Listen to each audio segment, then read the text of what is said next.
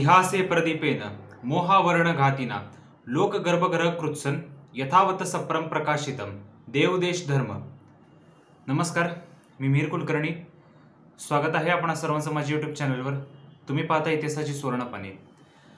थोड्या दिवसांपासून प्रलंबित असलेला विषय आज मी परत एकदा घेतोय, तो म्हणजे खालिद का शिवाजी. या चित्रपटाला तर स्थगिती मिळालेली आहे, आपणा सर्वांना माहीत आहे. या चित्रपटाला जेव्हा स्थगिती दिली तेव्हा चित्रपटाच्या निर्मात्यांनी एबीपी माझाला एक निवेदन दिलं होतं आणि त्या निवेदनामध्ये नवीन असं काहीच मांडलेलं नव्हतं. तेच कालबाह्य आणि अनेक वेळा खोडून काढलेले मुद्दे मांडलेत. त्यातला पहिला मुद्दा म्हणजे रायगडावर मशीद. असे आणि एक दोन मुद्दे आहेत, त्यांचं आपण सविस्तर पुढं खंडन करणार आहोत. गेल्या अनेक वर्षांपासून सातत्यानं समाज माध्यमातून आणि अन्य दुसऱ्या माध्यमातून समाजाच्या माथ्यावर हे सातत्यानं मारलं जाते की छत्रपती शिवाजी महाराजांनी आपल्या मुस्लिम मावळ्यांसाठी रायगडावर मस्जिद उभारली होती. छत्रपती शिवाजी महाराजांनी कोणत्याच प्रकारची इस्लामिक वास्तू उभारलेली नव्हती. ज्या इस्लामिक वास्तू होत्या त्या तोडल्या, भ्रष्ट केल्या, त्याचं धान्य कोठारात रूपांतर केलं. ह्याचे पुरावे सुद्धा अनेकदा देऊन झालेले आहेत. आता या निर्मात्यांनी जे निवेदन दिले त्यातला थोडा भाग मी आपल्याला वाचून दाखवतो. निर्माते लिहितात, रायगडावर छत्रपती शिवाजी महाराजांनी मस्जिद बांधली याबाबत काही गोष्टी आपल्या समोर मांडणं आवश्यक आहे. मुळात पहिल्यांदा हे बघावं लागेल की रायगडावर मस्जिद होती की नाही याबाबत आपल्याला कालसापेक्ष विचार करावा लागेल. 1964 साली भारत सरकारने प्रकाशित केलेल्या कुलाबा गॅझेटियरमध्ये पान क्रमांक 128 वरील शेवटच्या परिच्छेदात रायगडावरील परिच्छेदात मशिदीचा उल्लेख आलेला आहे. या संबंधित वास्तूचे मोजमापही स्पष्टपणे नोंदवलेले आहे. त्याचप्रमाणे महाराष्ट्र राज्य साहित्य आणि संस्कृती मंडळाने 1962 साली प्रकाशित केलेल्या शांताराम विष्णू आळवस्कर लिखित रायगडाची जीवनकथा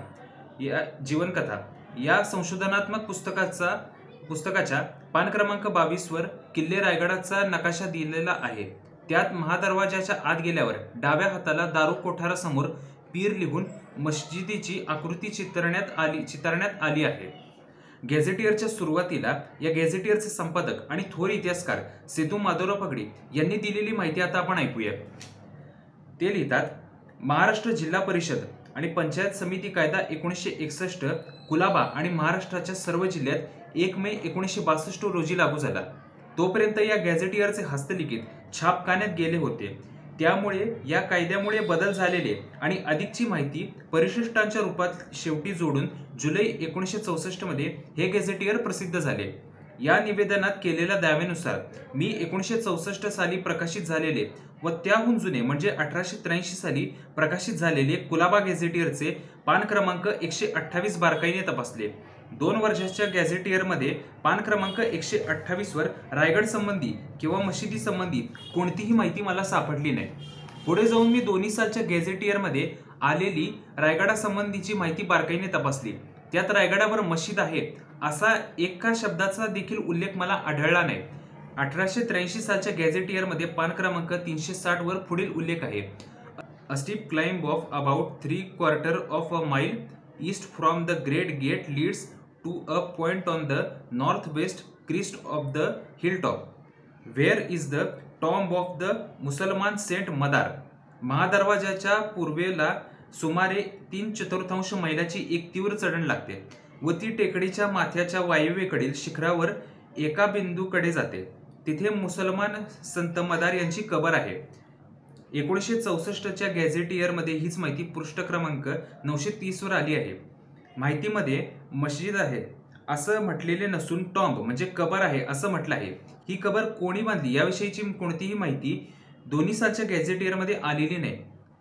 शंकर विष्णू आळवस्करांच्या रायगडाची जीवनकथा आवृत्ती 1962 या पुस्तकात छापलेल्या नकाशात महादरवाजाच्या बाजूला पीर म्हणून दाखवलेले ठिकाण ही गॅझेटियरमध्ये उल्लेख केलेली मुसलमान संत मदार यांची कबर आहे हे उघड आहे. उल्लेख केल्यानुसार कोणत्याही शिवकालीन कागदपत्रामध्ये ही कबर छत्रपती शिवाजी महाराजांनी बांधल्याचा उल्लेख मिळत नाही. मशीद बांधणं तर खूप लांबचा विषय आहे. रायगडावर 2 कबरी आहेत. त्यापैकी एक कबर नाणे दरवाजातून आत गेली की सुमारे 300 फुटावर आहे. तिला मदनशहाची कबर म्हणतात. दुसरी कबर महादरवाजातून सुमारे पाऊण मैल चढून गेली की लागते. ती मदारशहाची कबर आहे. हा मदारशहा म्हणजे मदारी मेहतर असे काही लोक सांगतात, परंतु या गोष्टीला कोणताही पुरावा नाही. रायगड पूर्वी अहमदनगरच्या निजामशहाच्या ताब्यात होता. पुढे त्या चंद्रराव मोर्याने ताब्यात घेतला आणि त्यानंतर शिवाजी महाराजांनी काबीज केला. मदन शहा आणि मदारशाह हे दोघं कोण आहेत ते ज्ञात नाही, परंतु ते सुफी धर्मोपदेशक असावेत आणि त्यांच्या या कबरी निजामशहाच्या काळापासून आल्या असाव्यात असे वाटते. मदारी मेहतरची ही बनावट गोष्ट तयार करणाऱ्याला या रायगडावरील मदरशाच्या कबरीवरून मदारी मेहतर हे काल्पनिक नाव सुचलेले दिसते. 1883 आणि 1964 ची गॅझेटियर संबंधीची पाने आपण खालच्या लिंकमध्ये पाहू शकता.